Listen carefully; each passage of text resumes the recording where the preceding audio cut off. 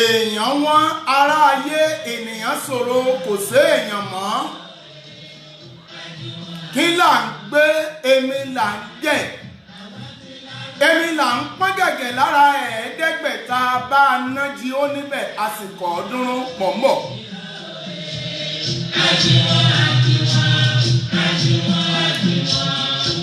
ọjọ́ ìtura olúgbà wọn àjẹgùnà níwájú aláṣẹ lọ́rùn ilẹ̀ mi ti rẹ̀ lágbà Èdùmàrè.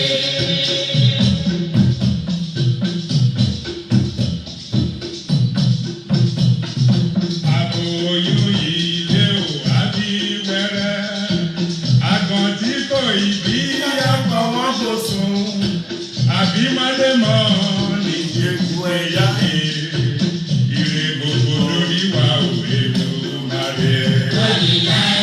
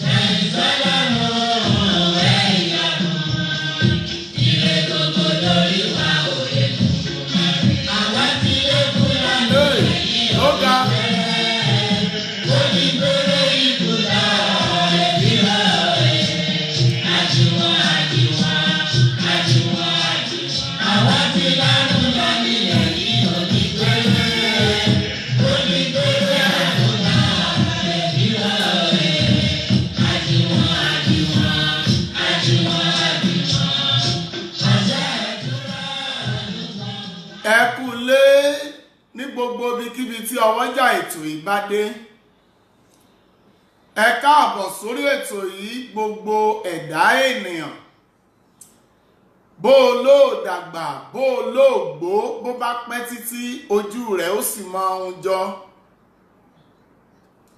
kò sẹ́ni tí ò ní kú láyé tó kó bàbá rẹ̀ ò ní dìgbòrò gbẹ̀yìn. Ó mà wá ga báyìí o. Àsàlàpà lọ́sọ̀ọ́kọ̀fẹ́ Estabod Àṣàbí ọmọ Fóyèkẹ́ Abọ́dẹrìn àṣẹ lóòótọ́ ni, àṣebàṣejẹ́ ni ọ́ lóòótọ́, àṣẹ òdodo lọ̀rọ̀ Ọlọ́run, àṣẹ Ọlọ́run kì í kúrò fáwọn wòlíì rẹ̀, àṣọ ọbayé jẹ́ tó báyìí lóòótọ́. Ọ̀rọ̀ tí mo rò pé kí n pa lọ́bọlọ̀ kí n mú ní yọ̀bọ́kẹ́, àṣé ó dàbí ojú tí ń ránni lọ́jọ́ gbogbo ni. Ó mà ṣe o, ìkà ò jẹ́ ṣe tiẹ̀ bẹ́ẹ̀. Gbogbo abiyamọ ayé tó ń gbọ́ mi lórúkọ Olúwa, ọmọ yín ò mọ̀ ní bọ́hà, ọmọ gbogbo wa ò ní lùgbàdì òkùnkùn. Gbogbo ẹ̀yin tí ẹ máa ń jíṣẹ́ bàṣẹ̀jẹ́ fún Estabod Àṣàbí ọmọ Fóyèkẹ́ Abọ́dẹrìn ìyá ìwé, ẹ má fi òfò ṣe ayé yín lálẹ́ yìí. Torí ẹni tí ọwọ́ rẹ̀ bá ṣèèṣì tẹ flag button lórí ètò tèmi lénìí, mo gbé wá ní gbígbóná ni o. Torí bí ọmọdé bá súnmí kíní á fèsì kéèsì nù nídìí. Ẹ jókòó jẹ́, ẹgbẹ́ ẹni ńlá kúnyán wùrà fún. Ọlọ́ngbọ́ wí tèmídèmí, olúwa rẹ̀ ti wí ti ẹ̀tẹ́lẹ̀ kó tó lọ ni. Lálẹ́ yìí ẹni bá fẹ́ gbọ́ kó wá gbọ́rọ̀ àgbọ́ fi kọ́gbọ́n. Ẹni tó bá gbà fáǹfààní ara ẹ̀, jọ̀ọ́ bá mi yí kíní tẹlifíṣàn yẹn lẹ̀. Torí no rédíò ló lọ, eléyìí ni oyin lẹ̀. Lórúkọ Olúwa, ìjàmbá ò ní ṣe wá. Ní gbogbo ìgbà tí mo bá ti ń jí, tí mo bá ti ń mí, tí mo bá ti ń rántí pé orílẹ̀ alààyè ni mo wà, màá sì máa fògo fọ́lọ́run, nítorí pé lẹ́yìn Ọlọ́run kò sí nǹkan kan mọ́ nínú ayé. Mo sì ń dúró de àwọn èèyàn kan ní o, mo ń dúró de àwọn èèyàn kan nítorí ọ̀rọ̀ tí mo fẹ́ fọ́jọ́lẹ̀ lálẹ́ ìdí ẹ̀kọ́ kọ́lọ́njọ́ kọ́ mọ̀ jẹ́ kí gbogbo ọkùnrin ayé kí wọ́n ó siwé kó jájẹ. Lórúkọ Olúwa, gbogbo ẹ̀yin abiyamọ pátá, ọmọ yín ò ní jùnù. Ó mọ̀ ṣe o, ọmọ ti kú ìyá ọ̀gbọ́n nílé. Ọ̀pọ̀lọpọ̀ ọkùnrin ní wọ síkẹ́ẹ̀tì kiri, ṣùgbọ́n nítorí ipò lápátìn ó sì dé fìlà, òun náà lẹ́kẹta tán, kò jí ọmọ pé wọ́n ti fi tọrọ gba kọ́bọ̀ lọ́wọ́ òun. Ọ̀pọ̀lọpọ̀ ọkùnrin ló di pa tọrọ dáná inú. Gbogbo ẹ̀yin obìnrin tẹ́ wà lórí ìkànnì báyìí, ẹ máa share program yìí fáwọn ọkọ yín, pàápàá jùlọ àwọn oníjẹkújẹ tí ò sí tí wọ́n lè jẹ, tí ò sí tí wọ́n lè mú, tí ò sí tí wọ́n ò lè lá. Wọ́n á ní lílálàálà àlàlà ńlálá, lílálàálà àlàlà ńlálá. Ẹ gbọ́ mi, ẹ̀yin tẹ́ ti dé yìí tí ẹ fẹ́ bọ́ nínú ìdè, tí ogun tí ẹ ń jà lọ́wọ́ báyìí tó ti wọ̀ yín lọ́rùn, ọ̀rọ̀ yín ò ní di wàhálà. Ẹ kàn share program yìí ní 18 times péré. 18 times ní kẹ́ ẹ share program yìí. Ẹni bá gbọ́ràn bí mo ti ń sọ ìníkẹ́ mọ́ ṣe o, 18 times. Tọ́rọ̀rọ̀ yìí gbọ́dọ̀ lọ jìnà. Ọ̀pọ̀lọpọ̀ àwọn ayé wà nínú ìdè, ọ̀pọ̀lọpọ̀ ẹ̀dá wà nínú ìgbèkùn, ọ̀pọ̀lọpọ̀ ó ti bọ́ sínú páńpẹ́. wọ́n dẹ́bọrú bí 6. èèó wọ́n ṣe solidarity wọ́n kàn jàngbọ̀n ayé ọmọ ayé èèyàn ọmọ ènìyàn èèyàn abìdí yàn ó kó àwọn mẹ́ẹ̀ẹ́dógún tí mo dúró dè wòmí gbọ́mi dáadáa tó wáyé pé ọmọ èdìdí tọkàntọkàn ní ẹ́ share program 18 times mi ò sí àwàdà tó wáyé pé nítòótọ́ Ọlọ́run ló gbà mí lọ́wọ́ ọ̀jọ̀gbọ́n Esther bọ́ọ̀dù gbogbo ẹ̀yin tẹ́ ti há sọ́wọ́ ẹni tó jù yín lọ tẹ́ bá lè share program ní 18 times ẹ ó bọ́ nínú okùn tí ayé fi so yín bó ti ń bẹ lára Adébọ bẹ́ẹ̀ ló ń bẹ lára Adámọ̀rú àwọn ọkùnrin kan ti wọnú gbèkùn àwọn obìnrin kan ti wọnú wàhálà togotogo lóbìnrin míì wọlé ọkọ ó délé ọkọ tán bàṣẹ̀jí ọkùnrin tó fẹ́ ó dẹ̀ tẹ ògo ayé ẹ̀ pa ó tẹ ògo ayé ẹ̀ rì ó fi ògo ayé ẹ̀ sí àwúre ọlọ́ngbọ́ ẹni bá fi ètò alẹ́ ìṣeré ó sì dàbí ẹni tó kọbè tí ò gbé suni àní bí alágbẹ̀dẹ ẹ̀mí bá ń lurin lójú kan oṣù ó ní tí ó gbà lọ́wọ́ orin ni ìrìn abẹ́rẹ́ kì í wọná lẹ́ẹ̀mejì gbogbo agbára tí ń fìyà jẹ ọ́ gbogbo agbára tí ń pọ́n ọ lójú olùgbàlà ọba tó yọ mí nígbó àṣẹgìtà tí o bá gbìyànjú tó sì gbọ́nà tó share program yìí ní 18 times lórúkọ Jésù agbára tó mú mi kúrò láfọ́jú alágbe yóò gbé ayé ẹ̀ sípò ọlá ẹgbọ́ná ó lè mọ̀yàn ju òun fúnra rẹ̀ lọ gbọ́ mi báyìí Yorùbá sọ wípé ìtẹ́lẹ̀ díẹ̀ ni kì í rí ní tì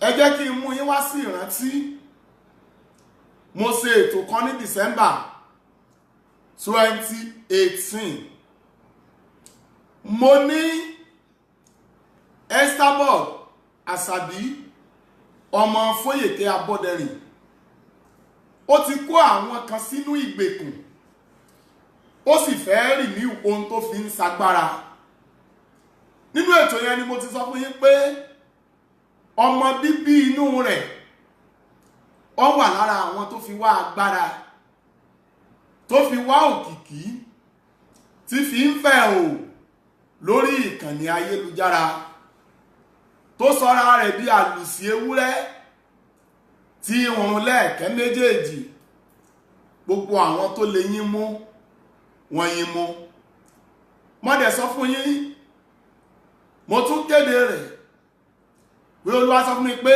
ọjọ́ ẹ̀sìn Estabod Àṣàbí ọmọ Fóyèké Abọ́dẹrìn 2019 ló kò wọ́n bá mi Èdùmàrè bí tí ń jẹ́rìí ìsọ̀lábí lọ́jọ́ sí tí mo sọ wípé sùúrù lọ̀rọ̀ wa boko jìnnà sílé ilá òwúlẹ̀ ní kó ẹ̀yà mi létí gbogbo ọ̀tọ̀ kùlú ẹgbọ́gbó lónìí náà ẹ̀yin lẹ bí lágbájá lọ́wọ́ lórí afẹ́fẹ́ tẹ́ ẹ bí tàmọ̀dò lọ́wọ́ ẹnìkan bẹ tẹ́ ẹ̀ ní lè dí lọ́wọ́ bó bá dé adúpẹ́ lọ́wọ́ Olúwa Ìṣọ̀lá ṣàṣeyege mo sì dúpẹ́ lọ́wọ́ ọba alágbẹ̀dẹ àyànmọ́ tọ́lọ́mọ rí sí káòní kàbùkù bí gbogbo yín ṣe ń balẹ̀ jẹ́ lọ́mọ rí sí kátó àpèkẹ́ ń gbọ́ o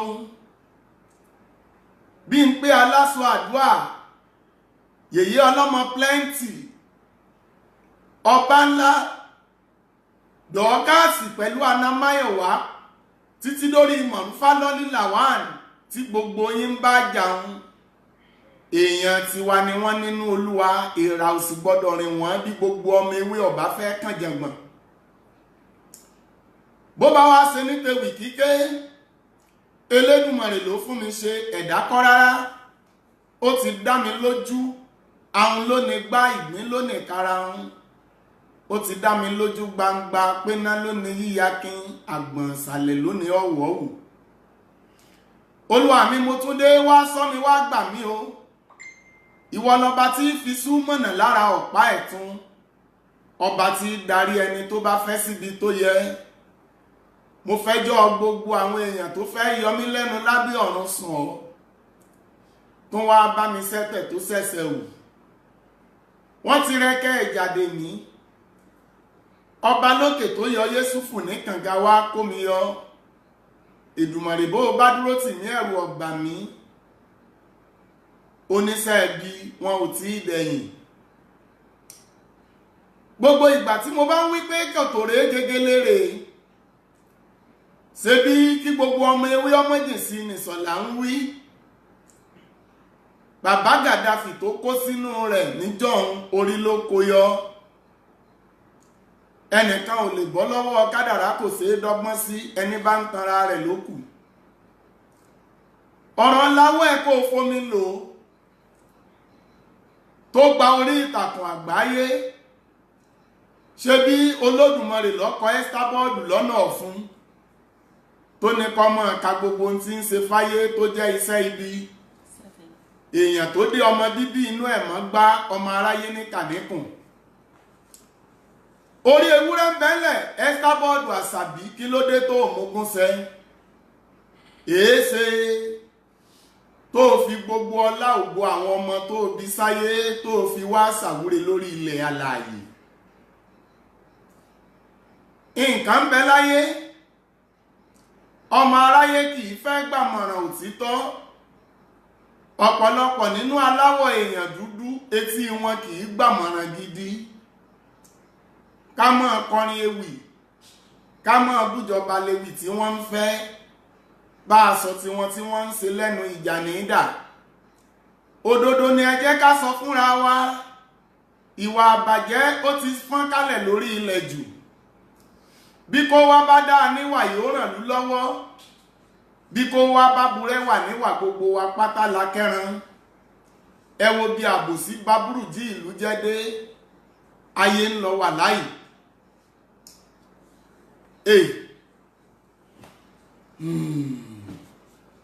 Ọ̀bọ ní bó ń bá jẹ bó ń bá mu tó ń bá wá wo àpá àdí òun wò ó ní ilé ayé ó ní yóò sì sún sú.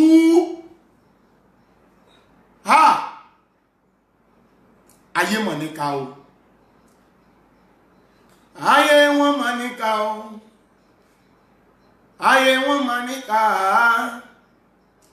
ẹ̀dá ayé wọn máa níkà o bàbá máa fi wá fàyè mu ìyá ewé máa níkà o àṣàbí ó máa níkà o ọmọ Fóyèkẹ́ ó máa níkà ìyá ewé ó máa níkà o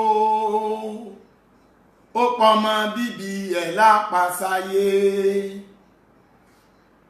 yéè pa Àṣàbí sòsò tó dára orogún rẹ̀ ó fa ìsàn ṣe wọ́n ọmọ tó yẹ kó dádájọ́ ó pa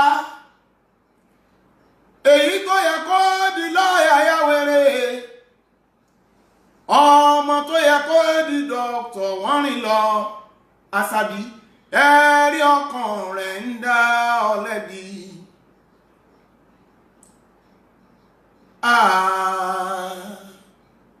Mẹ́mọ̀ mẹ́mọ̀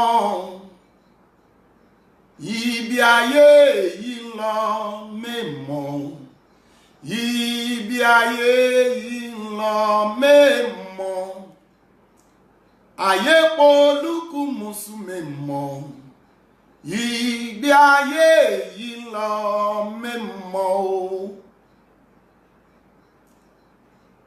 Òró ńlá òró ńlá òró ńlá ń bẹ nípò ọmọ ènìyàn. Mo dáyé mo rábí amọ tó ń dóró. Ẹ́stábọ́ọ̀dù ó sì bá gbogbo ọmọ tó bí láyé jẹ́. àwọn tó tún bá ọ láṣepọ̀ wọ́n kàgbákò ọlọ́kánú ò sì lérè nínú. Kí ló dé ìyá ìwé kí ló dé tó káyéléyà tó bá hùn.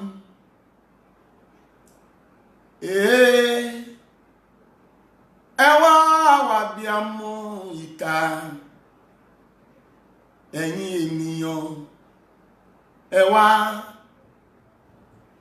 kọ́gbọ́n o, ẹ wá kọ́gbọ́n lọ́dọ̀ ìkà ènìyàn, ẹ wá wáyé ọmọ ènìyàn bí wọ́n ṣe dájú tó. Mo mójú wáyé, ayé ló fọ́ mi lójú, òkùnkùn ló ṣe mí níkà, wọ́n gbójú mi lọ,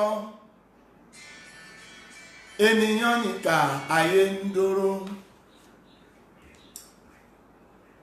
Ó mà ṣe o, ó mà ṣe o, oríṣiríṣi ènìyàn ló ti wá sí orí ìkànnì ayélujára yìí, oríṣiríṣi ìmọ̀ràn ni wọ́n ti gba àwọn ọmọ ewé. Bámu jẹ́ ìlú pa. Ẹ má ìmọ̀ pè mí báyìí, ẹ má ìmọ̀ pè mí báyìí, ẹ má ìmọ̀ pè mí báyìí. Bá ń pa tó bá lè rí pa, ẹ̀kọ́ yọ bá ti rí rẹ̀. Má jẹ́ ń pa lọ bántà lálẹ́ yìí kọ́ ọmọ séèrà. Mo sì ń dúró de àwọn mẹ́jọ kan tó pọn dandan kí wọ́n sopọ̀ mọ́kànlé. Ohun tí mo fẹ́ dá lójú lálẹ́ yìí mi ò mọ part tó máa dé, torí ọba mi Èdùmàrè ó ti rọ mí lágbo ọ̀rọ̀. Ìjàpá tó lóun ogun rókò irọ́ ló ń pa. Ẹ wo bísà gbogbo ẹ̀dá ènìyàn tó gbọ́ èdè lágbọ́yé, àwọn wo ni wọ́n máa ń pè ní gbàràdá? Àwọn wo ni wọ́n ń pè ní gbàràdá? Èó ẹjẹ́ ń ti bẹ̀ mú káwọn tí mò ń retí ó tó dé. Ọmọ Yorùbá wo ní gbọ́ ètò yìí lálẹ́ yìí? Kí ni wọ́n ń pè ní gbàràdá? Kí ni wọ́n ń pè ní gbàràdá? Ó kù àwọn mẹ́fà tí mo sì ń retí sí. Àwọn wo ni wọ́n ń pè ní gbàràdá? Ẹjẹ́ àkọ́kọ́, ẹjẹ́ ń sí àwa ọmọ Yorùbá, ẹjẹ́ ń sí wa níyè lálẹ́ yìí. Ọ̀pọ̀lọpọ̀ ọba ọ̀gá ṣiṣẹ́, ògo tó mú wáyé sì rá sọ́dọ̀ ọ̀gá ẹ̀. Ọ̀pọ̀lọpọ̀ ọba ọkọ, ọba ṣègbéyàwó tán, ajé tó mú wáyé ó pòórá. Ọ̀pọ̀lọpọ̀ ó fẹ́yàwó tán, ọmọ onílé ọlọ́nà ó fògo pìtàn. Excuse me, èmi ò rí òpùrọ́ èèyàn tó fi ara rẹ̀ jìn fún èṣù bí Esther bọ́ọ̀dù ìyá ìwé.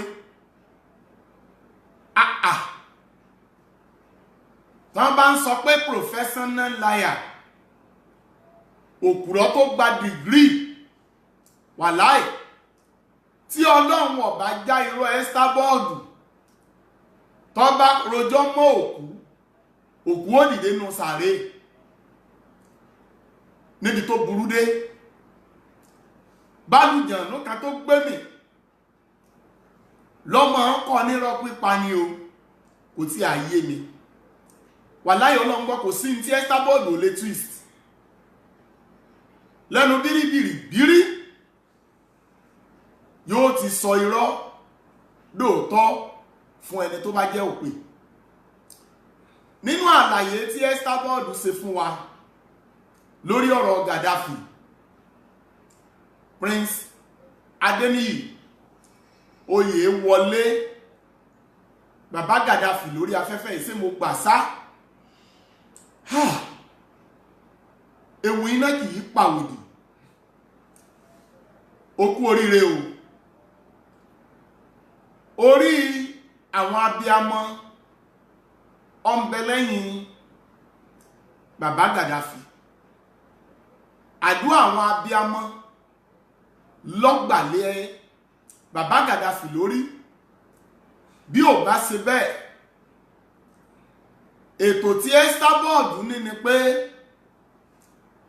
kí bàbá Gaddafi kó kú ní ọjọ́ 6 oṣù kínní ọdún 2019 yìí. Àwọn tó gbé iṣẹ́ yẹn rán wọ́n fẹ́ pe Gaddafi pani, ṣùgbọ́n lè ṣẹbọ lè so ògùn bá a ti wáyé páàrí láàrí. Ìkan bínú títí, ìkan ò lè mọ̀kúta, ìkan ṣe bíbí tigi tí kan máa ń mu ni. Ẹgbọ́n mi ná gbogbo ẹ̀yin àgbààgbà tẹ́ ẹ gbédè tẹ́ ẹ mọ̀ túmọ̀ èdè. Ta ló ti rí ojú eyín èèrà lára àpáta? Èó, ẹgbọ́n mi náà sà, ẹgbọ́n mi náà mà. Kí ni wọ́n ń gbé gẹ̀gẹ̀ lára 500? Ó mà ṣe o. Ìyá ewé ó sì gba owó lọ́wọ́ àwọn ọmọ ewé, wọ́n sì sí ọjà rà. Ohun tó gbélé wọn lọ́wọ́ wọ́n sì lò ó. Ẹni tó lọ́kọ ò lọ́kọ mọ́, ẹni tó níṣẹ́ ò níṣẹ́ mọ́, ẹni tí rọra wá nǹkan jẹ tó forí ẹ̀ pamọ́ sókè òkun wọ́n dìpọ́ọ̀tì ẹ̀. Ǹjẹ́ wọn ò wá ṣe fáǹdáràn báyìí? Ǹjẹ́ wọn ò wá ègbémọ̀ ní fúnjọ́ táwọn ọmọ ewé dá iná ń ba Estabod? Ègbémọ̀ ní fún ọjọ́ tí wọ́n áàdì obìnrin olórí gbogbo yìí gẹ́gẹ́ bí ọ̀rẹ́ wọn lórí ìkànnì ayélujára. Ẹ wo tuntun àrà tí Estabod wá ń fọ́ lórí Facebook ní o, lórí Instagram ní o, lórí YouTube ní o. Tí mi ò bá mórí lọ́wọ́ látinú ìyá mi wá, ibo lẹ́rò pé mi ò bá gbé wọ̀? Àbẹ́ ẹ̀ wo oríṣiríṣi àwọn àtẹlẹjọ ọ̀rọ̀ irọ́ tí ó jọ gbogbo wa lórúkọ Olúwa wọn ní pamọ́ wa. Share program yìí ní 18 times. Ọ̀pọ̀lọpọ̀ àwọn èèyàn ó ní Estabod Àṣàbí ọmọ Fóyèké Abọ́dẹrìn ló ti kó láyà jẹ. Ọ̀pọ̀lọpọ̀ àwọn ènìyàn Àṣàbí ra wọ́n níyè lórí afẹ́fẹ́. Ẹni tó lówó ò lè náwó rẹ̀ bó ṣe wù, wọn lè wọṣọ tó wù wọ́n. Ọ̀pọ̀lọpọ̀ ọkọ ò lè sọ̀rọ̀ kẹ́nu rẹ̀ ọ̀káyàwó mọ́lé lórí ìkànnì ayélujára. Ẹni ó gbé ìbò lè kọ́mẹ́ǹtì.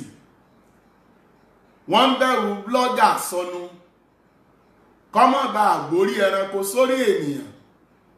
Bẹ́ẹ̀ ohun tí òye gbogbo yín ni pé 20 ọdún tí rọ́bà ti ń lọ, ọjọ́ tí ẹ̀sìn òótọ́ bá dìde ní ọba.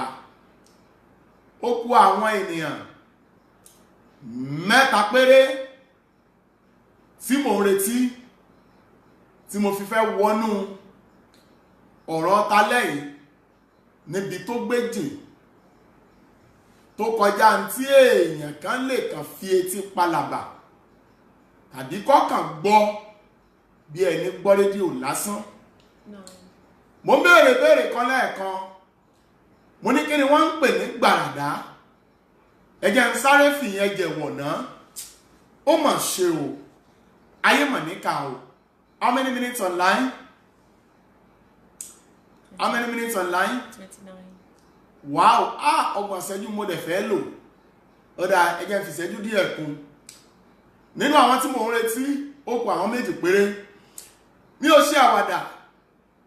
Ó fẹ́ kí Ọlọ́run náwó àánú sí ọ. Ó fẹ́ bọ́ nínú àjàgà ojú àlá. Ó ń jagun kan ipá rẹ̀ ọ̀ka. Share program in 18 times.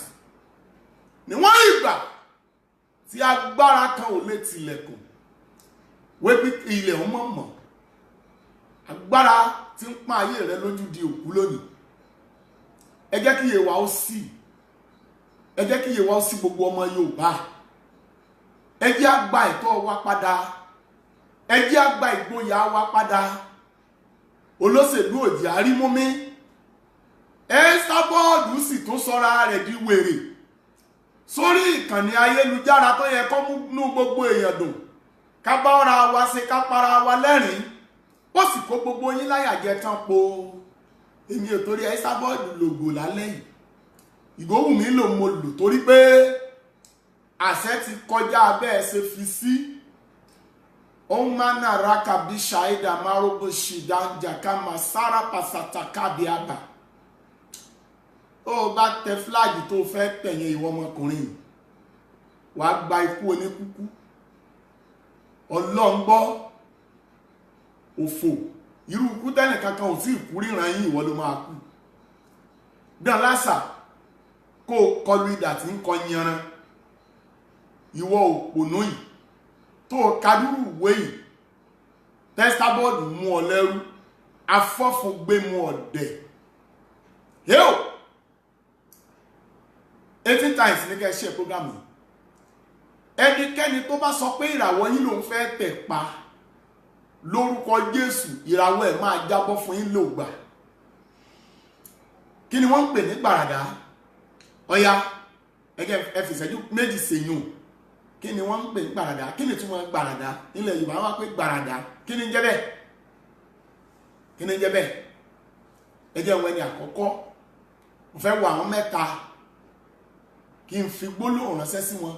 Ọ̀pọ̀lọpọ̀ tí ẹ mọ̀ pé òun kàn ń gbáyé ni wọ́n ti sọ sínú òfegè.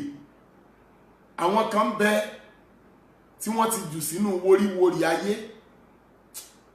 Nǹkan bọ̀ lórí ètò yìí. Ìkànnì yìí máa tú ọ̀pọ̀lọpọ̀ ọ̀gọ̀rọ̀ èèyàn sílẹ̀. Ìyẹn náà ni Èṣù ṣe ń gbógun. We have answers coming in. Yes, go ahead. Sorry about that. Please try and write in English if you can, because Èèbó ní kẹ́ẹ̀kọ́. Explain gbàràdá for me in English. better. Okay, Wura Olatoluwashe says, Barada means using another person's glory, destiny, or virtue to shine or achieve greatness. Oh, Lalibarika. Okay, you try. Yes? Kí ni gbàràdá? Oya Bobby says, a very spiritual person who often relies on intuition for decision making. Yes, mo gbọ́. Our very amiable Balaji says the glory arm robbers.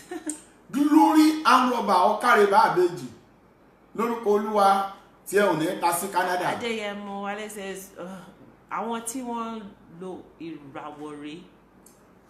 Ó try. Nso. Toludiye says, destiny thief. Destiny Thief. Yes? Yeye Temitope James says, Barada is taking others' glory to shine. Ẹ káre inú mi wà dùn báyìí. Ẹ ti ń lóye ayé. Yes? Kagaki Olodumare, I'm sorry, I can't read what you wrote. Williams Shola says, it is exchanger of one's glory. Ọ̀kàrẹ̀. Tyre All says, using another person's glory. Ọ̀kàrẹ̀. KG Bakare says, ẹni tí wọ́n gbé ògo rẹ̀ fún ẹlòmíràn. Ọ̀kàrẹ̀ ọ̀pá-sí. Olasode Ajala says, use somebody else's glory. Ọ̀kàrẹ̀. Olore Adebisi says, destiny stealers. Mo ń gbọ́. Destiny thief. Mr. Balaji again says, the people that stealing other people's glory. Ọ̀kàrẹ̀ ọ̀pá-sí, ọ̀kàrẹ̀ ọmọ mi, Lalibarika. Mom C. Adetaya says, Obara Lowo Larada. Adetiloye says, exchange of destiny. Abimbola Ogunyemi says, those who uses other people's glory. Yes. Foke says, means using someone's glory. Dorcas. Olori Ojolake says, glory killer. Clara Ogushaki says, when your glory is being used by another person. Adebisi Ẹ jẹ́ n wo Osheni méjì says sí. ohun tuntun. Otumba Femi says someone who is using someone's glory. Ọ̀kàrẹ̀. Aya Ogolo, yes. Amusan Yomi says hijacker of someone's glory. Hijackers Of someone's glory. Someone's glory. Okay. Oluwaseun says taking another person's glory for yourself. For not allow you to use your glory. I don't know. Ọ̀dà kò burú. Sókùn bẹ́ẹ̀. A lot. Also, sorry, Sister Grace Olushoto says when someone is making use of your glory and telling you that you cannot do anything. Ọ̀ka ẹjẹ́ ń fi síbi tí olúṣò tó bá déhùn. Ṣé rí ẹgẹ́ kí n kọ́ gbogbo ẹ̀yin ọmọ èdìdí ní kinní kan lálẹ́ yìí. Ayé àwọn kan ti rà sọ́wọ́ Estabod. Wọ́n dẹ̀ máa ṣe kinní yẹn bí gbére ṣòkòtò wèrè ni. Wọ́n yé fọ́. Ó wu wèrè kó gẹrun orí ẹ̀. Ọ̀nà ọ̀tọ̀ pọ̀ ní ọ̀jẹ́. Ó wu wèrè kó yẹ kí ni sà kó gẹrun orí ẹ̀. Ọ̀nà ẹ̀ tó pọ̀ òun ni ọ̀jẹ́. Wọ́n ń pe ẹranko kan ní ọ̀gà. I know that. Àwọn kan tún máa ń pè ní alágẹmọ. Ẹ jẹ́ kí n sọ kinní kan fún yín. Alágẹmọ tí à ń sọ nípa yìí, tí ẹ bá wọ aṣọ blue níwájú ẹ̀, lẹ́sẹ̀kẹsẹ̀ òun náà ti wọṣọ blue yẹn. Bẹ́ẹ̀ bó bá ṣe rí lọ́rùn yín ni ó ṣe rí lọ́rùn ẹ̀. Bẹ́ẹ̀ bá wọ aṣọ green, yellow àti bẹ́ẹ̀ bẹ́ẹ̀ lọ, gbogbo ẹ̀ ló máa mú. Ìbá ṣe léèsì, ìbá ṣàǹkárá, ìbá ṣe gíní. Ṣùgbọ́n Ọlọ́run wá ṣe kinní kan, ìyẹn ló fi jẹ́ pé gbogbo ẹ̀yin tí wọ́n ti gba àrà yín dá, kí Prince Adéníyì Oyèwọlé Bàbá Gàdáfì ọmọ ọgbọ́n mi báyìí. Níwọ̀n ìgbà tí ọ̀gá ọ̀bá ti rí ògo aṣọ funfun gbà, nínú gbogbo aṣọ funfun nìkan lẹ lè rí lọ́rùn ọ̀gá. Ẹ lè rí aṣọ funfun lọ́rùn alágẹmọ. Ọlọ́run ò fún láṣẹ kó wọṣọ funfun. Ibi ni mo ti dúró tí mo ti sọ tẹ́lẹ̀. Gbogbo ẹ̀yin tí wọ́n ti gba àrà yín lọ́wọ́ yín, ọba tó ṣàánú ńlá fún aṣọ funfun tí ọ̀gá ò fi rí àrà rẹ̀ gbà, lórúkọ Jésù ó yẹ gba àrà ògo yín padà. Amen. Ẹ gba àrà ọlá yín padà. Ẹ gba àrà ìrànlọ́wọ́ yín padà. Ẹ gba àrà ojúrere yín padà. Àwọn asá ògo lọ́gbẹ́ wọn ò lè tán láyé. Ẹnìkan ṣoṣo lókù tí mò ń dúró dè. Ẹ sa gbogbo ipá yín. Gbogbo ọmọ èdìdí tíràwọ̀ rẹ̀ ó dìde. Gbogbo ọmọ èdìdí tó máa rí ara ẹ̀dá, share program 18 times. Ẹ jẹ́ kí n wá bẹ̀rẹ̀ lógidi. How many minutes online? Báyẹ̀ wò. 38 minutes. Ká tó sọ yẹn di slogan gbòòrò ayé. Hallelujah. Estabod ṣe fídíò kan ní January. Ó ní wọ́n bi òun léèrè wípé níbo ni ilé kan wà. Ọmọ bíbí inú ẹ̀ ní ilé kan o. Ó ní ilé kan wà nínú gbá. Ó lóun ti dé mọ́nú gbá. Níbẹ̀ ló ti ń ṣàlàyé fún wa wípé gbogbo ọmọ bíbí inú òun pátá òun ti lo ògo wọn. Òun ti fi wọ́n ṣòkìkí. Òun ti fi wọ́n náwó. Òun ti fi wọ́n gbàràwò. Ó dẹ̀ wá tún ṣàlàyé fún àwọn ọmọ ewé. Torí ọ̀rọ̀ yẹn ọ̀kan àwa tá níbi lọ. Ó ní kò sí ògo tó rọrùn fún èèyàn láti lò bí ògo ọmọ téèyàn finú ara rẹ̀ bí. Ó lé èèyàn ọmọjọ́ tó dáyé, èèyàn ọmọ iye oṣù tó lò, ó níbi tí ó bá wùyàn lèèyàn lè darí ògo ọmọ rẹ̀ lọ. Ó wá ní ó yẹ kẹ́ ẹ fóun láwọ́ọ̀dù wípé ọmọ tó ń lò ń dẹ̀ ń lò òun ọlọ́mọ ọlọ́mọ.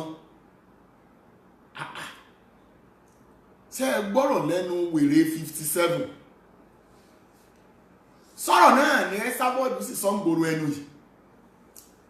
Àwọn kan rẹ́rìn kéékèèké èèyàn gbọ́dọ̀ dánwò ní Nàìjíríà, wọ́n lẹ́lòkúta pani. Esabod sọ fún wa pé kò sí àjẹ́ kankan bí kankan mọ́, ṣùgbọ́n òun ìkan náà ló fìdí ẹ̀ múlẹ̀ pé àjẹ́ ń bẹ tí fògo ọmọ rẹ̀ gbàrà wọ̀. Ìyẹn nìkan kọ́ o, ó ní kò sí ọkùnrin tó gun orí igbá àyà òun tó sorí ire láwọ́ ẹ fomi lò. Ó ní gbogbo àwọn ọkùnrin tó gun igbá àyà òun ó ní wọ́n ti fomi lò. Ó ní òun ti lo àtọ̀ wọn, ó ní gbogbo ohun tó ní lárí pátá lára wọn lòun ti yọ. Ó ní báyìí ó wò tó, ó ní wọn ò sì lè jẹ́ èèyàn mọ́. Àwa rò pé bọ́yá eré ní í ṣe. Èyí tó fẹ́ sí Nàìjíríà kò lè lo fọ́tò rẹ̀ lórí ìkànnì ayélujára. Bẹ́ẹ̀ ẹni ló sì bímọ àkọ́kọ́ fún. Kí ló fà á tí ò lè lo fọ́tò eléyìn? Kọjá sínwín, kọjá wèrè, kọjá lógógóró. Ó ti yọ gbogbo ohun tó ní lárí, ó ti fi sajé, ó ti fi tewé, ó ti fi fẹ́ bọ́ra lóúnjẹ. Kí ló wá fà á tó tẹnu mọ́ ọ̀rọ̀ Gaddafi? Nítorí orí tó le kókókó bí ọta tí Gaddafi mú wáyé ni. Èó orí tí máa ń dè pènù, orí tí dásàsí padà sọ́dọ̀ ẹni tó ràn. Ìyẹn nìkan kọ́, ètò tí Esabod Àṣàbí ọmọ Fóyèké Abọ́dẹrìn ní lórí Gaddafi gan ni pé kí wọ́n bóun sọ di èrò inú sàárè. Bọ́ bá kú tán, ó fẹ́ fi rìníù ògo tó ti sá ní January 2019 yìí ni ló sì fẹ́ gbẹ̀mí ẹ̀. Ṣé ẹ gbàgbé ètò tí Esabod Àṣàbí ọmọ Fóyèké ṣe December kọ́ ló ṣètò ọ̀hún àbí early January? Ó ní gbogbo àwọn ọmọ ewé tó bá òun wọ December 2018, ó ní kí wọ́n máa bọ̀ ní abẹ́ Èdìdí Nation. Ó ní nítorí pé gbogbo ohun tó ní lárí tí mú ní bẹ́gbẹ́ pé, tí mú ní lówó lọ́wọ́, tí mú ní kọ́lé láyé, tí mú ní ríwé ìgbélúgbà, tí mú ní mọ́tò, tí mú ní jẹ́ èèyàn, tí mú ní gbayì láwùjọ, ó lóun ti lórí gbogbo wọn pátá. Ó ní kò sọmewé kankan tó lè jẹ́ èèyàn. Ṣé rí gbogbo àwọn ọmọ mi ọ̀run yín la máa kú sí? Ibìkan náà wọ́n jọ sin yín sí yẹn, èwe ló mú wọn. Torí náà àtẹ̀yìn tẹ́ ẹ ti pè mí, tẹ́ ẹ ti ra ewé tí wọ́n ti deport, àtẹ̀yìn tẹ́ ẹ ti ra lẹ̀kẹ̀ tí ajé ti fò lọ nílé yín, mò ń rawọ́ ẹ̀bẹ̀ sí gbogbo yín báyìí. Gbogbo ẹni tó bá ní iṣẹ́ ewé nílé kó lọ kódà sígbó. Gbogbo ẹni tó bá ní iṣẹ́ egbò Esabod nílé tó bá fẹ́ràn ẹ̀mí rẹ̀ tí ọ̀fẹ́ mọ̀ gbàlejò fojú rí ẹbọra, kó gbìyànjú kó dákúndábọ̀ kó lọ kódà síbì kan o. Mo bẹ̀ gbogbo ẹ̀yin èèyàn yìí, ẹni tó dé ọmọ bíbí rẹ̀ mọ́nú gbá ẹni tó fi ọmọ bíbí inú rẹ̀ jóògùn. Ẹ dákun, kí ni gbogbo àwọn tí ń tẹ̀lé, kí lọ́jọ́ ọ̀la wọn ṣe máa lọ? Àti ẹ̀gbọ́n àwọn ọmọ bíbí inú ẹ̀, mo rò pé gbogbo yín lẹ gbọ́n tí bàbá Gàdáfì sọ lálẹ́. Ó nínú tó ló ní kó ń tẹ́wọ́, excuse me, òun sì tẹ́wọ́. Ó nílò tó ló sọ pé kó òun ó fomi lò, ó lòun sì fomi lò. Àwọn tí wọ́n rí náà tí wọ́n mọ Gàdáfì délé, wọ́n ní ọkùnrin tọ́kùnrin, wọ́n lọ ga, wọ́n ní dúró rẹ̀ gan wọ́n ṣẹ̀rù bàyàn, wọ́n lọ́mọkùnrin dá aṣọ sí láà. Ẹ wá gbọ́, tó bá rí ọkùnrin fìrìgbọ̀n, ọkùnrin kàgàgúgú, ọkùnrin odidi, tó bá rí control, tó fún ní nǹkan jẹ, tó fún ní nǹkan mú, tó fún ní nǹkan lò, ó yẹ kẹ́ ẹ mọ̀ wípé bọ́ǹbù àtọwọ́dá ó ń bẹ lọ́dọ̀ ọmọ Àṣàbí, ewé ọmọ Àjísà. Gbogbo ẹ̀yin tí ẹ dúró tì, àánú ń ṣe mí fọ́jọ́ ọ̀la àwọn ọmọ yín. Àṣírí wo lẹ ní lọ́wọ́ Ẹsábọ́ọ̀dù Àṣàbí ọmọ Fóyèké Agbọ́dẹrìn tó ń kó yín láyà sókè? Kò sígbà tí mọ́ kú ò ní kú o, ẹgbàrá yín kú ò nínú àjàgà yìí. Ọmọ onílé ọlọ́nà ni Gàdáfì, ẹ̀wọ̀n tí ọmọ Fóyèké sayé ẹ̀dà, lẹ́sù fẹ́bìn ọdẹ bọ̀rúbi. Ọmọ onílé ọlọ́nà ó wá fẹ́ di ẹni tí ó fẹ́ máa salẹ̀ jẹ, tí ò bá sí ọpẹ́lọpẹ́ Olódùmarè àtẹ ẹ̀lẹ̀kẹ́ bàbá Gàdáfì ìbádàpé ọ̀run ńlá. Fọ́tò tí Àṣàbí fún wa ni pé òun lòun mú Gàdáfì wọ̀lú èbó, òun lòun ra sọ, òun lòun ra bàtà, jíjẹ múmu ìrọ̀rùn ló bá dé. Ẹ gbọ́ mi sà, ẹ gbọ́ mi mà, ewúrẹ́ wọlé àpọ́n, ó jùrù féfé, kí làpọ́n rí jẹ sẹ́kù tí ó sẹ́kù lẹ̀ fẹ́wúrẹ́? Ẹ̀yin ọmọ ewé ẹjọ́, gbogbo ẹ̀yin èèyàn ẹjẹ́yẹ ní ó sì, kò sí nǹkan kan mọ́ nínú blọ́gà Ẹsábọ́ọ̀dù.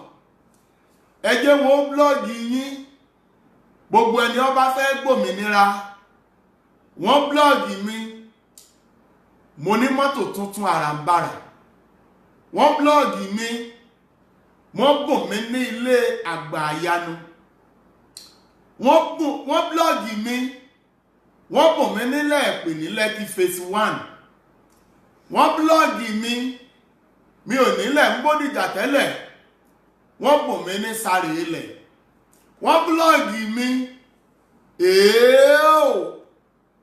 mo di ẹni tí ayé ń gbé gẹ̀gẹ̀, mo dẹni táyé ń gbéjó, kó tó fi ń tẹ́ ẹni lọ́wọ́ rẹ̀ bí àṣírí pawó. Ayé yín ti ń yòrò lọ díẹ̀díẹ̀, àǹtí ikú ò lẹ́yìn Ẹsábọ́ọ̀dù. Bọ̀ọ̀dá yìí dẹ̀yìn lẹ́yìn Ẹsábọ́ọ̀dù. Kò sí tí ń bọ̀ lókè tí lé ọgbà. Sádi Olódùmarè, ìyá ewé ọmọ Fóyèké ò ṣe é sádi. Agbámọlábàrá pàpò, ọfọwọ́rọ̀ ọmọ lórí, gbogbo orún tán lórí. Ẹjẹ́ ń bí Ẹsábọ́ọ̀dù Àṣàbí ọmọ Fóyèké Agbọ́dẹrìn pé ẹ bá ń bí kí ló fi irun orí gbogbo àwọn tó gorí àyà rẹ̀ sí. Irun orí Gàdáfì nìkan kọ́ l'Ẹsábọ́ọ̀dù Àṣàbí ọmọ Fóyèké Agbọ́dẹrìn, irun orí rẹ̀ nìkan kọ́ ló gé. 46 minutes. Kò sí ẹni tó gorí àyà Ẹsábọ́ọ̀dù Àṣàbí ọmọ Fóyèkẹ́ Abọ́dẹrìn tí ò ní fògo pìtàn. Ẹ gbà mí gbọ́ ní tòótọ́, mi ò sí àwàdà. Àwọn ọmọ kéékèèké òun lẹ́sàbọ́ọ̀dù Àṣàbí ọmọ Fóyèkẹ́ ní wọ́n ń bá láṣepọ̀ báyìí. Ó ń gbògo wọn láti di ojú ara. Wá bá mi tún léṣe tó wọlé ẹ́sàbọ́ọ̀dù gbòòrò gbé wọn. Ẹni tó bá rewé olúwa rẹ̀ dáràn. Àṣírí kan bẹ nínú egbò tó máa ń pè ní command root àbí kí ni jẹ́ ẹbọra tó ń bá mójútó ẹbọra ọ̀dájú ni. Iṣẹ́ come back to me lọ́wọ́ ẹ́sàbọ́ọ̀dù ẹnìkan ò ní lò ó kiri ọmọ dágbére kó dìgbà fólúwa rẹ̀. Gbogbo ẹ̀yin ọmọ mi tẹ́ ẹ ti lo ìlẹ̀kẹ̀ ọlà ẹ́sàbọ́ọ̀dù, ẹ jọ̀ọ́ ẹ má fọ̀rọ̀ bàbá yín ṣàwàdà. Ẹ lọ ka Psalm 35, Psalm 91, Psalm 41, Psalm 81 àti Psalm 68 pẹ̀lú Psalm 71. Bó bá wù yín kẹ́ gbọ́, bó bá wù yín kẹ́ gbà. Ẹ ka àwọn sáàmù wọ̀nyí sómi. Ìwẹ̀ ọjọ́ 7 lẹ́ fi wẹ̀. Gbogbo ẹ̀yin tẹ́ ti lò 13 days. Ewé èbú tẹ́sàbọ́ọ̀dù ń tà. Ọjọ́ 13 ni kẹ́ fi lomi fún wẹ̀ ṣẹ́gun. Gbogbo ẹ̀yin tẹ́ ti gorí ẹ́sàbọ́ọ̀dù rí. Ẹ̀bẹ̀ ni mo bẹ̀. Ẹ bọ́ kúrò nínú ìgbèkùn yìí. Ẹ lọ lo sáàmù tí mo kà fún yín lórí ìkànnì ayélujára. Ǹjọ́ o ti lánàá ẹ́sàbọ́ọ̀dù rí? Abala abẹ ni mo wà báyìí. Kí lẹ ẹ́sàbọ́ọ̀dù ṣe fún ọ lójú àlá rẹ? Olúwa ní kí n tú àwọn kan lẹ́ o nínú àjàgà. Àwọn kan bẹ tó jẹ́ pé ọlẹ̀ ẹnu wọn tí a ń pè lóyún, òun ni wọ́n ní ẹ́sàbọ́ọ̀dù mú wá. Wọ́n fẹ́ parí iṣẹ́ lórí ọ̀rọ̀ wọn lọ́jọ́ Wednesday tó ń bọ̀ yìí. Ǹjẹ́ olóyún ni ọ́ nínú ọmọ ewé? Sáà rìn sẹ́yìn kúrò níbẹ̀ sí lẹ́yìn ìbàṣẹ̀jẹ́ yìí. Ilé yìí ti wó, ewé nation ti túká, àṣírí òkùnkùn ògbò mọ́. Gbára rẹ kúrò nínú àjàgà yìí. Ṣé bí wọn náà mọ gbogbo àwọn àlá burúkú tó ńlá? Sọ ọmọ ọṣẹ́ burúkú tí ń ṣe ọ́ lójú oorun. Wọ́n ṣẹ̀ṣẹ̀ dá àwọn kan dúró lẹ́nu iṣẹ́ wọn lọ́jọ́ Friday tó kọjá yìí ni wọ́n ní kán mọ́ wà mọ́. Àwọn kan níṣẹ́ 2, 3, 4 tẹ́lẹ̀, wọn ò ní kankan mọ́ nítorí pé ẹ́sàbọ́ọ̀dù yọjú sí wọn lójú oorun. Ẹnìkan ò ní rí ẹ́sàbọ́ọ̀dù lójú àlá rẹ̀ kólúwa rẹ̀ ọmọ pìtàn wípé nǹkan pàtàkì sọnù lọ́wọ́ òun. Ǹjọ́ olóyún rí? So o ti sọ ẹ́sàbọ́ọ̀dù pé olóyún? Ǹjọ́ o ti lo iṣẹ́ kan pàtàkì tó rà lọ́wọ́ ẹ́sàbọ́ọ̀dù fún ọmọ bíbí inú rẹ? O nílò àdúà. Ayé rẹ ní ibi iṣẹ́ ìránṣẹ́ ojúdá wòlíì. Ǹjẹ́ ajá ẹ́sàbọ́ọ̀dù tiẹ̀ ti wá sọ́dọ̀ rẹ rí? Ǹjẹ́ ó ti fawọ́n rẹ̀ lá ọ lára lójú oorun? Ǹjẹ́ o ti rí tí ẹ́sàbọ́ọ̀dù fẹ́ tí ọ ságbami odò rí? Àwọn nǹkan wo ló lálàrí tó jọ bí ẹbọra lẹ́yìn tó lọ́sẹ̀ ìwé tán? Olówó fowó ra wàhálà, olówó fowó ra jàǹbá, olówó fowó ra kú. Ẹ̀yin wo lẹ́kùn lẹ́yìn ẹ́sàbọ́ọ̀dù tẹ́ ń bá a ṣọ̀rẹ́? Ọ̀rẹ́ kí lajá yín ń bẹ́kùn ṣe? Ó mọ̀ ṣe o, ó mọ̀ ṣe o. Apàlọ́ bàǹtàbàǹtà ọmọ léèrà. Ẹ jẹ́ kí ọmọ ẹ́sàbọ́ọ̀dù kọ̀ọ̀kan bọ́ sórí ìkànnì ẹ́sàbọ́ọ̀dù kí wọ́n ṣàlàyé fún wa ní ìṣẹ́jú 5 péré àṣeyọrí kan gbòógì tí àwọn ti ṣe. Abala bí mo wà yìí, Olúwa pa mí láṣẹ o, kọ́lọ̀ jẹ́ gbọ́ràn. Olúwa ní ẹ̀yin 4 kan wà nínú ṣíṣe prógámù ní 18 times. Òun lẹ́ ti jẹ́ èèyàn, òun lẹ́ ti bọ́ nínú àjàgà. Ẹ ṣe prógámù yìí o 18 times. Ẹ jẹ́ káwọn èèyàn bọ́ nínú àjàgà. Ẹ jẹ́ kí àwọn òbí kó tọ́ ọmọ wọn sọ́nà. Ẹ jẹ́ kí àwọn obìnrin tó ti ní ọkọ kí wọ́n ó di ọkọ wọn mú gírígírí. Gbogbo ẹ̀yin ọ̀dọ́, ẹ kúrò nídìí òwòkòwò. Ẹ mọ́ tẹ̀lé ya aláàánú kankan kiri mọ́. Oore ọ̀fẹ́ kankan ò sí lọ́dọ̀ èṣù. Sugar Mummy tó ń gbé káyì, oje ara rẹ̀ ní fi ń sowó tí ń ná fún ọ. Àwọn 5 kan wà lórí ìkànnì. Ojú àlá ni wọ́n ti kàgbákò Ẹ́stábọ́ọ̀dù. Àwọn 2 kan bẹ nínú wọn. Wọ́n ti ra iṣẹ́ lọ́wọ́ Ẹ́stábọ́ọ̀dù, wọ́n sì ti lò ó. 55 minutes. Ayé wọn ò sì mú ògo kankan jáde bí ti wù kọ́ mọ́. Ǹjẹ́ o ti lálàrí Ẹ́stábọ́ọ̀dù rí? Ǹjẹ́ o ti gba nǹkan kan lọ́wọ́ rẹ rí? Ǹjẹ́ o ti fún ọ ní nǹkan kan lò lójú oorun? Ǹjẹ́ o ti lóṣẹ́ rẹ̀ rí tó wọ wàhálà? Ẹ̀yin ẹni mo fẹ́ kẹ́ ẹ kọ ránṣẹ́ báyìí. Aláwòlólá nípa Ẹ́stábọ́ọ̀dù. Kí ló ti ṣẹlẹ̀ sí ọ rí? Ṣó o lóṣẹ́ rẹ̀ rí? Kí ni àdánwò wo ló ti kàn ọ́ nípa Ẹ́stábọ́ọ̀dù? Ṣó o ti ṣetán àti gbòmìnira? Ó yẹ kọ ránṣẹ́ báyìí báyìí báyìí. Áńgẹ́lì kan dúró tì mí. Ó lóun fẹ́ tú àwọn èèyàn sílẹ̀ nínú àjàgà. Ẹ kọ ránṣẹ́ bóyá ẹ ti lálàá rí ní o. Bó o ló ṣe rí nígbà tẹ́ ẹ lálàá? Kí ló ṣẹlẹ̀ nígbà tẹ́ ẹ jí sáyé? Ẹ má ti júmọ́ níbi tá a dé yìí. Ẹ̀yin wo lẹ ti lálàá tàbí lójú ayé tẹ́ ẹ ti bá Ẹ́stábọ́ọ̀dù Àṣàbí ọmọ Fóyèkẹ́ ní àjọṣepọ̀? Orúkọ àwọn tó lísì rẹ́rẹ́rẹ́ tó ló fìrì ní ògo yìí, irọ́ ló pa o, ìwọ kọ́ ló dá wọn. Wọ́n ní mo mi kí n sẹ́ mi mú o.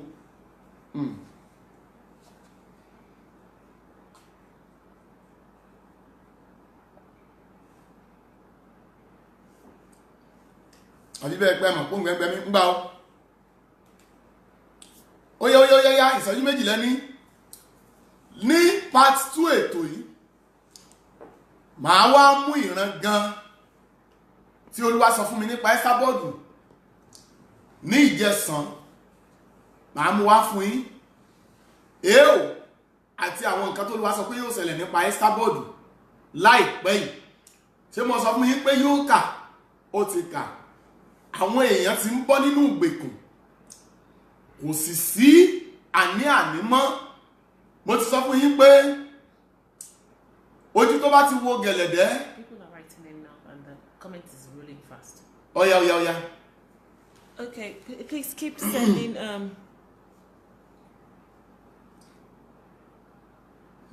Èbó ni kẹ́ẹ̀kọ́ o.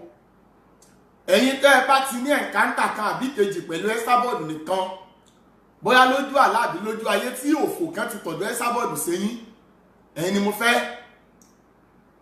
kẹ́ẹ̀kọ́ nítójú yín kàn kí n sọ fún áńgẹ́lì tó dúró yìí kó tù yín lẹ̀ nínú àjàgà. Okay. Ẹ̀sìn kíá. I have sister. Good evening, Sister Helen. She said she sent a way to me. Ni Ebora come jam Ebora Lubaton.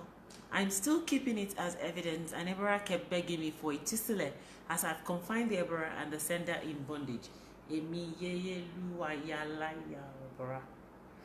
Kemi Oluwatosi says, I have seen her in my dream. Ọkàn rí lójú àlá rẹ̀.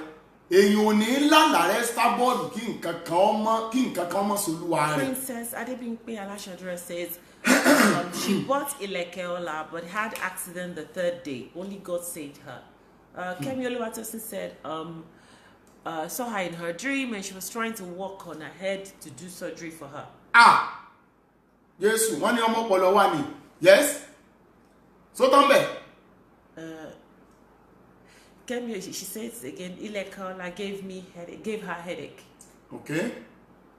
Doctor says Ileke gave her headache as well. Ẹjọ́ àpọ́mọ̀ ẹ̀yẹ ìwé tí ẹ̀sì lè yún gbà kan tí a dán ọmọ Kàsálí báyìí èmi mo ti sọ pé okó lẹ́kẹ̀ẹ́ jù gbó n bò sì jẹ́ pé ọ̀kẹ́jú àníwọ̀ náà bí kò rí gbogbo pánstálì London jọkùn so ní máa ń sí ọ́ gbogbo ẹ̀yin tẹ́ ti lo iṣẹ́ Starboard tẹ́ wà lórí ìkànnì ó yá Arike ẹ̀yin tí jàǹbá kan ti ṣe nípa ẹ̀ ẹgẹ́ mọ́ ọmọ báyìí. Arike Adebanjo says that mo rí ní ojú àlá ó gba ẹyin lọ́wọ́ mi. Ọgbà ẹyin.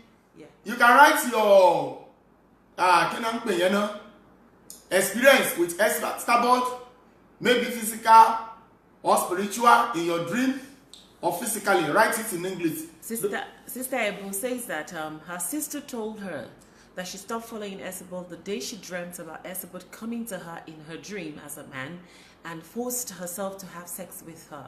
From that day, she knew the woman is a witch and stopped following her or watched her. This is somebody that has never bought anything from her or ever spoken to her. Wow. Yes. So kumbe. Somebody is asking that you're not fasting. Oh, yes, he's fasting, but he's allowed to drink water. Ngba ro aduru ẹjọ́ yìí. Ẹni ọgbọ́n pa ò tó nǹkan, ẹni ò pé pa lọ́pọ̀. Tó bá ti jẹ́ ẹni tó ń sọ̀rọ̀. Iṣẹ́ tí mò ń ṣe ju èyí tí mò ń ṣe lọ́wọ́ yìí lọ. Ẹjọ́ ni mo ti ń rò látàárọ̀. Ọ̀nà fún èèyàn bọ́ bá gbẹ. Ẹ̀yin náà lérò pé Starboard ló gẹ́ẹ̀tì ẹ̀. Ẹ jẹ́ mú mi bó ti rí nù. Yes kẹ̀. So don't bet.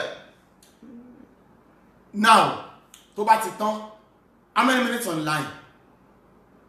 I'll just check that quickly. Check. 1 hour, 1 minute. Ọjọ́ ti lọ 1 hour ní ta ni ọmọ fi 2 hours so fún dẹ̀dẹ̀rìn. Orúkọ Jésù, gbogbo ẹ̀yin tí ẹ bọ́ra Starboard ti gba nǹkan lọ́wọ́ yín, lórúkọ Jésù, ẹ gba ògo yín padà. Ẹ gba ayọ̀ yín padà. Gbogbo ẹ̀yin tẹ́ lò lẹ̀kẹ́ ọ̀là tẹ́ ti lo ewé burúkú Starboard tó ti pàlè lé ògo yín lórúkọ Jésù, mo tú ògo yín sílẹ̀. Mo tú àlàáfíà yín sílẹ̀. Mo tú owó yín sílẹ̀. Mo tú ọlá yín sílẹ̀. Ẹ wọnú ayé ẹ lọ máa ṣe rere. Ní ìdí mo ti dúró tí mo ti sọ̀rọ̀.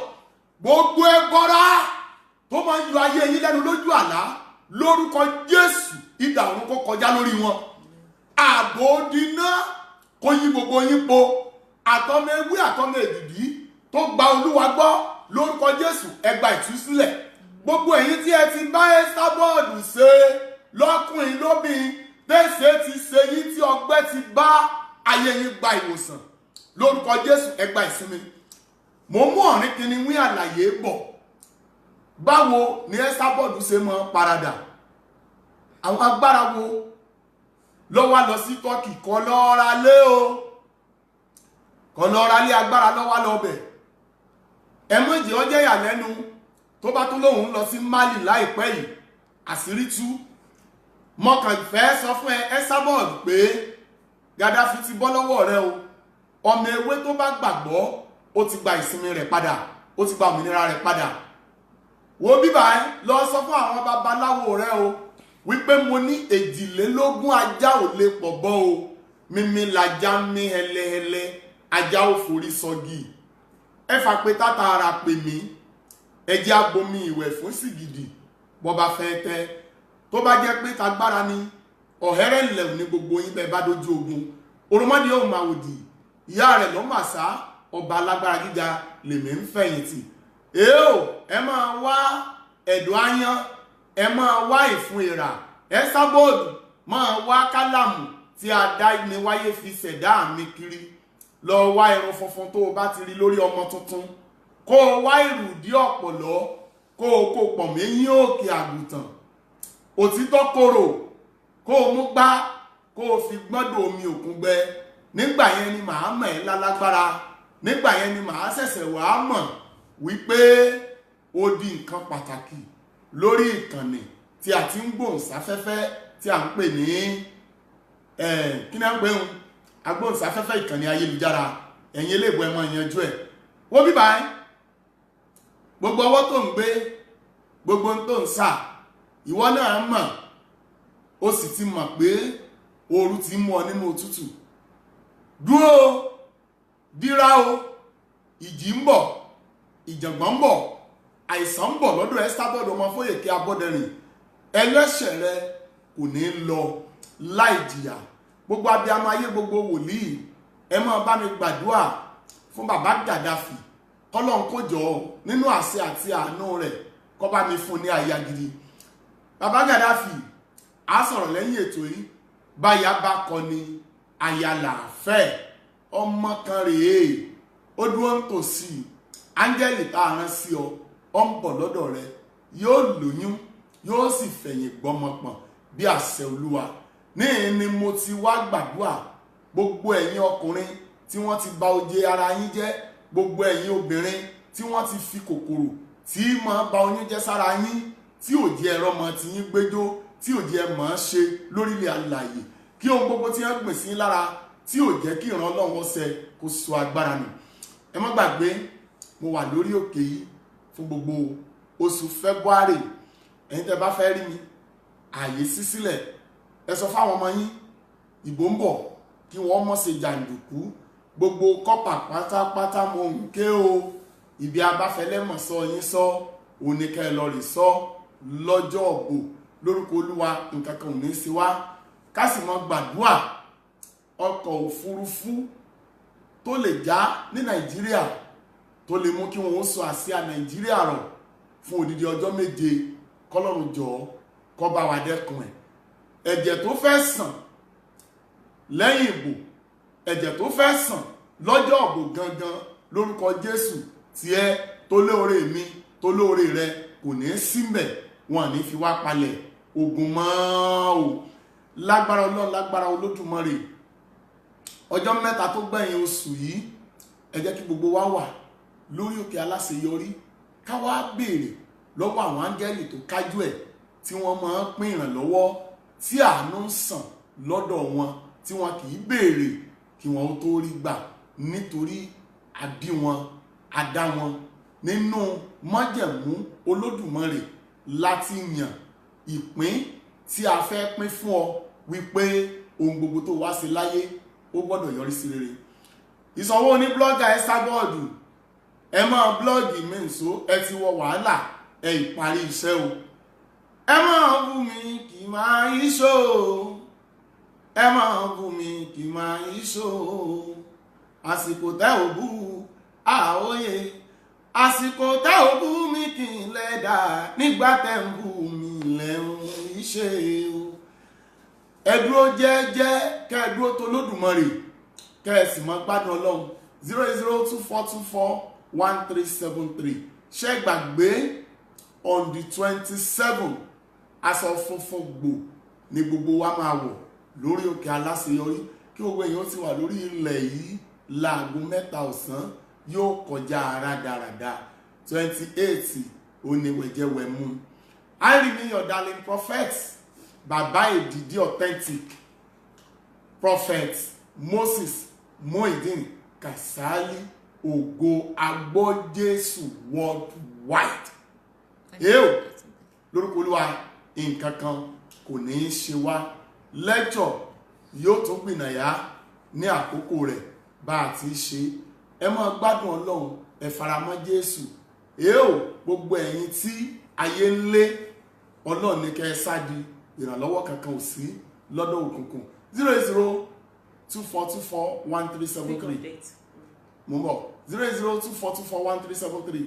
Ẹ má gbàgbé o, aago 10 lálẹ́ òní Monday títí di aago 1 ẹ ó pè mí.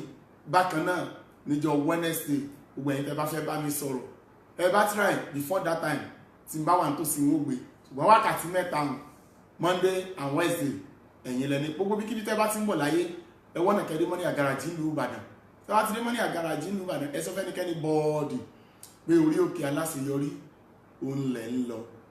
Ṣé ẹ rí lórí ọ̀rọ̀ èmi àti Esther bọ́ọ̀dù, ọtí ọ̀tán àlejò ọlọ́ni, gbogbo àwọn tí ń bẹ nínú ìgbèkùn bàṣẹ̀jẹ́ òbí tí so lẹ́rùn Esther bọ́ọ̀dù dandan gbọ̀n ni wọ́n gbọ́dọ̀ gba ìtúsílẹ̀.